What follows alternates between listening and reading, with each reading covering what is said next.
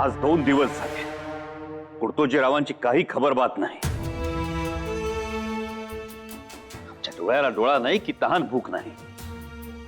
राजे, आम्ही आपली चिंता जाणतो, पण आपण काळजी करू नका। कुर्तोजी जिथं असतील तिथं सुरक्षितच असतील। राजे, आम्हास वाटते की ते मिर्जाच्या छावणीच्या दिशेने गेले असावेत। तेरांनी तशी खबरही आणली होती। बराबर बोलला सानाजी।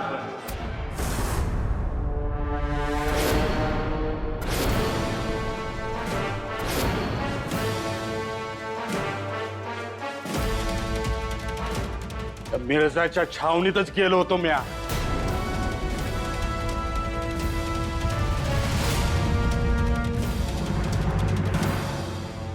मुजरा राज, कुर्तोजीराव असे कसे बेजबाबदारीने वागता? कोणाला काही कल्पना न देता परागंदा होता। हर एक शिलेदाराचा सुंदर कोप विणून आम्हाला स्वराज्य धर्म बांधायचा आहे, त्याला नख लावता। तुम्हाला काही झालं असतं म्हणजे? राज, कशापायी काळजी करतायसा? आत्ता पातूर काही झालं नाही नव?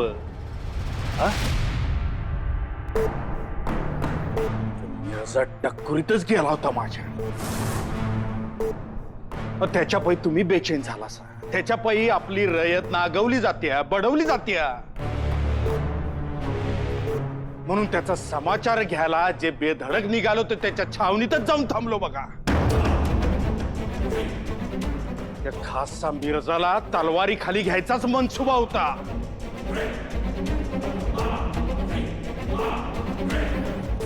पण वार चुकला राज। मिर्जा लय सावध, आमासनीच धरलं त्यांनी। आमच्या धाडसाचं कौतिक केलं आणि जागीरदारीची लालूच बी दाखवली आमासनी। अरे अशा खिलती माझा राजा रोज वाटतो या। आम्हीच दाखवतोस वय, ते बी कुणाला? आमासनी? अरे यो कुर्तोजी जातीवंत मराठा आहे आणि जातीवंत मराठ्याची औलाद गर्दन कापली तरी वाकणार नाही। आता माझी मान आणि तुमची समशेर माझ्या स्वराज्यासाठी आणि माझ्या राजासाठी असं एकदाच काय, अरे हजारदा मारायची तयारी आहे माझी। पण तुझ्यासारख्या नादान राजाच्या आणि त्या क्रूर कर्म्या नालायक औरंग्याच्या पदरी हरगिज नाही येणार आपण। खामोश!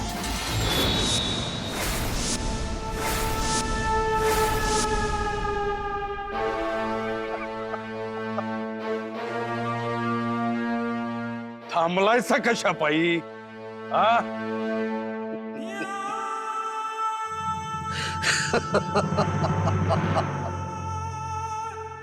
बहुत खूब,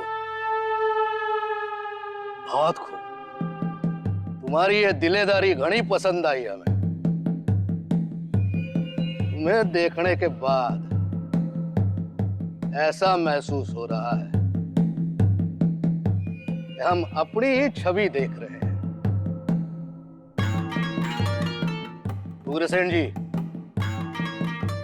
हमारे अस्तबल से एक उम्दा नस्ल का घोड़ा इन्हें हमारी तरफ से भेंट दिया जाए।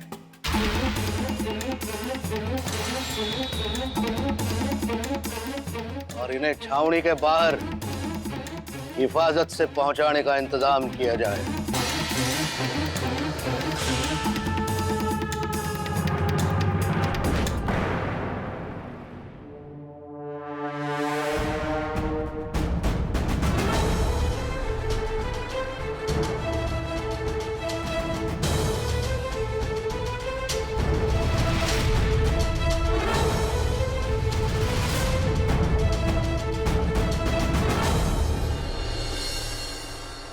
राव, तुम्ही आमच्या आणि स्वराज्याच्या काळजीपोटी हे केलं, ही गोष्ट मान्य आहे आम्हाला। ही सुखरूप परत आलात याचा आनंदही आहे, परंतु तुमच्या या अविवेकी स्वभावामुळे आम्हाला एक ना एक दिवस पश्चातापाच्या आगीत होरपळावं लागेल। याचा डर वाटतो. कशापायी काळजी करताय सराज? आत्ता पत्र झालं होय काय? शंभू महादेव हाय पाठीशी, आणि ह्यो शिव बरोबर असताना कुणाचं धाडस आहे आमच्या गळ्याला नख लावायचं? पराव, तुमच्या धाडसाची महती काय वर्णावी?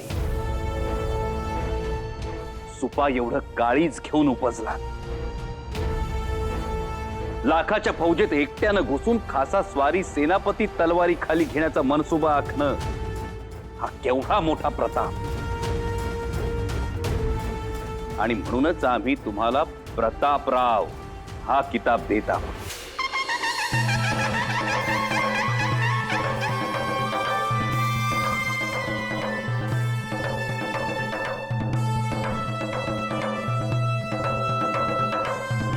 आजपासून तुम्ही प्रतापराव गुजर.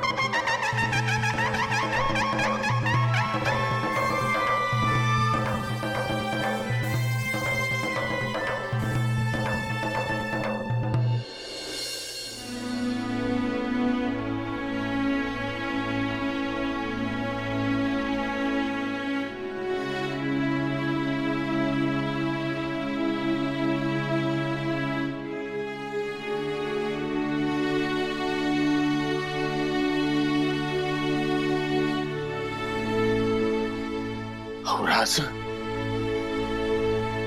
एवढा मान केला सा?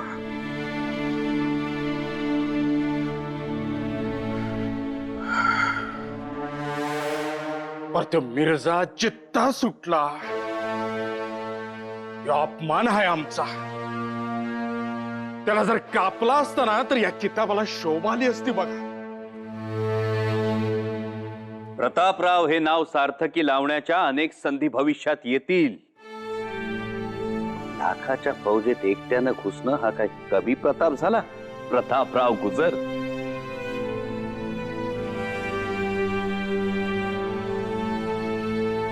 राज, प्रतापराव, तुमच्या या धाडसानं मिर्झा बिचकला जरूर असणार. आता तो घाबरतो की उसळतो हे पाहणं महत्वाचं आहे.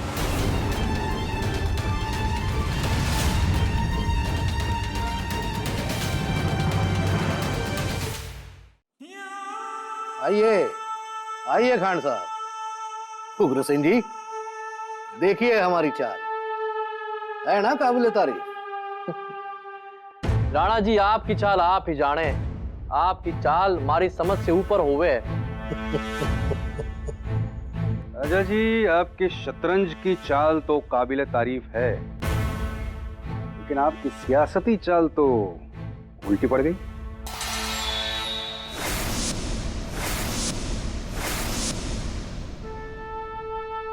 खान साहब, आपको ऐसा लगे, वरना हमारी कोई चाल खाली नहीं जावे कभी भी। खान साहब, शिवा के शिविर से खबर आई है कि उसके लोगों में बेचैनी है,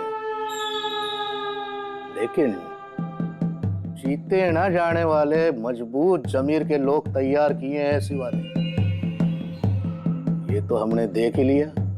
वो तो अदना सा प्यादा था। शतरंज के खेल में प्यादों से कुछ भी फर्क नहीं पड़ता राजा जी। नहीं खान साहब, हमारा दुश्मन कैसा है, कैसा जज्बा रखता है, कितनी हिम्मत रखता है, ये तो उस अदने से प्यादे ने दिखाई दिया है हमें। इसीलिए हमारी चाल खाली जावे ऐसे गलत फहमी में ना रहे, ऐसा नहीं होवे। लेकिन राजा जी, यही प्यादा आगे चलकर वजीर बन सकता है और हमारे सियासती शतरंज का दांव पलट सकता है। लेकिन अगर उससे पहले ही हमने राजा को मात दी तो?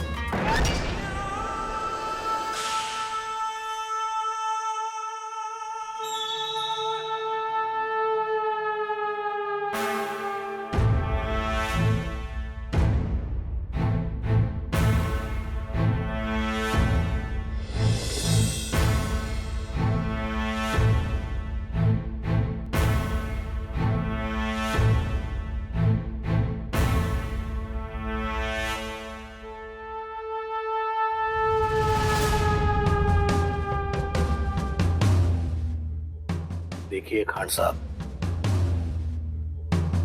ये है उस सिवा का स्वराज। दिलेर खान साहब, अब दिखाइए अपनी शमशीर के जौहर। सिवा के ये सारे किले काबू में कीजिए। यह है पुरंदर, यह है राजगढ़, यह है तोरणा, यह है प्रतापगढ़। सिवा के हर किले पर अब मुगलिया सल्तनत का परचम लहराना चाहिए। हा प्रतापगड, हा तोरणा आणि हा राजगड. बापरे, एवढे सगळे किल्ले आहेत स्वराज्यात. आम्ही तर मोजता मोजता थकलो. आपण इतक्या सर्व किल्ल्यांची नावे कशी लक्षात ठेवता कोणास ठाऊक. आम्हास सांगा, या सर्व किल्ल्यांमधील आपला आवडता किल्ला कोणता? सगळेच. हे सर्व किल्ले जणू आमचे भाऊबंदच आहेत. आमचे आबासाहेब या सर्व किल्ल्यांवर आमच्या इतकेच प्रेम करतात. म्हणूनच सर्व किल्ले आम्हास प्रिय. असे कसे? आमच्याकडेही अनेक तलवारी आहेत, परंतु आमच्या आबासाहेबांनी आम्हास भेट दिलेली तलवारच आमची सर्वात प्रिय तलवार आहे. तसेच आपल्यासही एखादा तरी किल्ला सर्वात जास्त प्रिय असेलच ना? अहो, असे कसे सांगावे? राजगड, स्वराज्याची राजधानी. इथे सर्व महत्वाच्या मसलती होतात. पडावरील कामे इथेच होतात. आमचे आऊसाहेब, मातोश्री सर्व इथेच राहतात. म्हणून राजगड आवडतो. आणि पुरंदरावर आमचा जन्म झाला. आमच्या मातोश्री सईबाईंची आठवण म्हणून पुरंदरही आवडतो.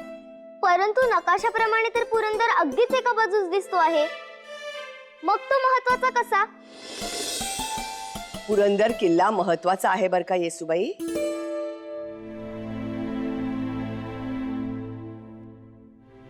पुरंदर किल्ला महत्वाचा आहे येसुबाई, कारण तो कऱ्हे पठाराचा राखणदार आहे. अगदी यादव काळापासून. पुरंदर म्हणजे खूप उंच, तालेवार, बेलाख, एवढा उंच की गडावरून पाहिलं तर माणसं दिसतात करंगळी एवढी. गडाचे 2 भाग आहेत, एक बाले किल्ला आणि माची. बाले किल्ला भारी बळकट, त्याच्या चहूबाजूनी भिंतींसारखे टाचलेले कडे. वर चढण्यास केवळ एकच वाट, त्या वाटेशिवाय कोणीही कुठूनही चढू शकत नाही. आणि मराठे आणि पावसाच्या पाण्याखेरीज कोणी गड उतरू शकत नाही. पुणे परगण्यावर याचा जागता पहारा. बाले किल्ल्यावर तळपतात तिखट तलवारी. कऱ्हे पठाराचं पोलादी चिलखत म्हणजे पुरंदर. अजिंक्य, अभेद्य. कऱ्हे पठाराचे 2 राखणदार, एक जेजुरीचा खंडोबा आणि दुसरा पुरंदर. पुरंदर म्हणजे आपल्या शिवशाहीचा जणू तुराच.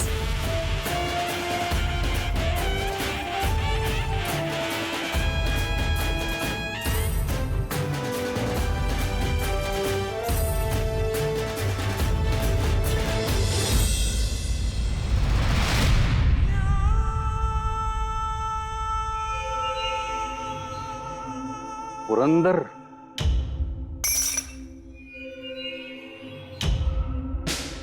हाँ खान साहब, पुरंदर. सिवा के बाकी सारे किले सह्याद्री के बिल्कुल कलेजे में बसे हुए हैं. ऊंची ऊंची पहाड़ियां और घने जंगलों से घिरे ये किले, जहां हमारी तोपें, हाथी ये सब नहीं पहुंच सकते. सिवा के स्वराज के उत्तर, दक्षिण और पश्चिम का सारा मुल्क घने जंगलों से घिरा हुआ है. इसे जीतना नामुमकिन है. सिवा के स्वराज के पूरब की तरफ बसा ये पुरंदर, ये लेने में आसानी होगी खान साहब. और एक बार हम पुरंदर जीत लेते हैं तो औरंगाबाद की हमारी फौज को स्वराज के इस मुल्क में आवाजाही करना आसान हो जाएगा। खान साहब, अगर इस पर फतेह पा ली हमने तो सीवा की फौज का और सीवा का आत्मबल टूट जाएगा। हमारे लिए यही मौका होगा दक्खन पर छलांग लगाने का। पुरंदर जीतने के पहले हम मरहट्ठों का गुरूर तोड़ेंगे और फिर उन्हें। लेकिन खान साहब, अगर आपको पुरंदर पर फतेह हासिल करनी है तो पहले आपको वज्रगढ़ को झुकाना होगा। आप अपना सारा तोपखाना लेकर सासवड़ की ओर से वज्रगढ़ को घेर लीजिए। राजी खान, हसन खान, जौहर खान और जगत सिंह बुंदेला करे पठार और सूपे पर सलाबत जमाकर पिछाड़ी संभालेंगे और हम खुद उग्रसेन, कीरत सिंह, कुबाद खान, इंद्रमण बुंदेला, मित्रसेन और तुर्कताज खान, इनका साथ लेकर सासवड़ से पुरंदर की ओर मुड़ जाएंगे और नारायण गांव में अपना डेरा जमाएंगे। वहां से पुरंदर और वज्रगढ़ दोनों पर अच्छी तरह से नजर रखी जा सकती है। लेकिन यह तो हुई उत्तर की ओर से हमला करने की बात। दक्खन की ओर से हम कैसे हमला करेंगे? वाह, बहुत खूब खान साहब। लगता है पुरंदर का नक्शा आपके दिमाग में भी पूरी तरह से बसा हुआ है। बहुत खूब। हम उत्तरी तरफ से मोर्चा संभालेंगे और पीछे दक्षिणी तरफ से दाऊद खान कुरैशी अपनी फौज लेकर निकलेंगे। चलो पुरंदर। आऊसाहेब, पुण्याच्या मोर्चे बांधणीसाठी हिम्मत खानात ठेवून खासा मिर्झा राजा पुरंदरच्या दिशेने सरकतोय। मिर्झा राजाने आघाडीवर कोणास पाठवले आहे? पिछाडीस कोण आहे? तोपखाना किती आहे? तोपखान्याचे गोलंदाज कोण आहेत? आऊसाहेब, पिछाडीवर पुण्यात हिम्मत खानास ठेवले। त्याच्या सोबतीला दौलत खान, बिरमदेव सिसोदिया, जाहिद खान, ख्वाजा अब्दुल मकारीम आणि 4000ची फौज बी आहे पिछाडीला। तो दिलेर खान पठाण, त्याची काय खबर? तो दिलेर खान मिर्झा राजाची आघाडी सांभाळतोय। सासवडच्या दिशेने त्याची फौज निघाली। आता त्याची फौज राजेवाडीपर्यंत पोहोचली असेल आणि त्यांच्या तोफखान्याचा गोलंदाज आहे मनुची नावाचा फिरंगी। एकंदर जय्यत तयारीनिशी उतरला आहे मिर्झा राजा। बहिरजी, आता उसंत नको। आपले चलाक नजरबाज दौडते ठेवा, मुलूक हुशार करा।